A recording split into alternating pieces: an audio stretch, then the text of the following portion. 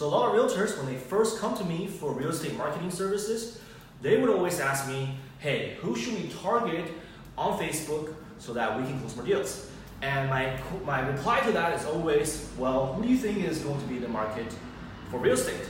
And they would always, some realtors will give me an answer like, I don't know, or some realtors will actually tell me, well, everyone is eventually going to be in the market for real estate, right? So if we know that to be true, there's really no need for targeting, right? Because someone who likes dogs is just as likely to be in the market for real estate as someone who likes cats, right? So we should not even worry about targeting on Facebook, right?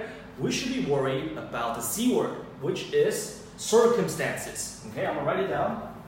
Circumstances.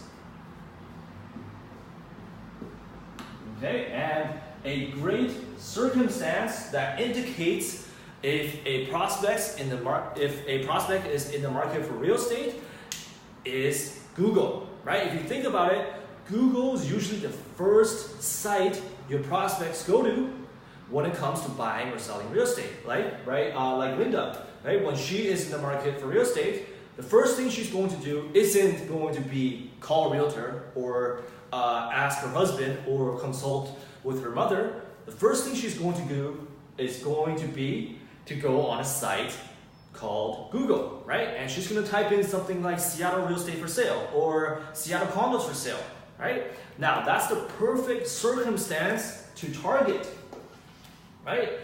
We're not worried about if she likes dogs or cats. We're just concerned with if she's in the market for real estate.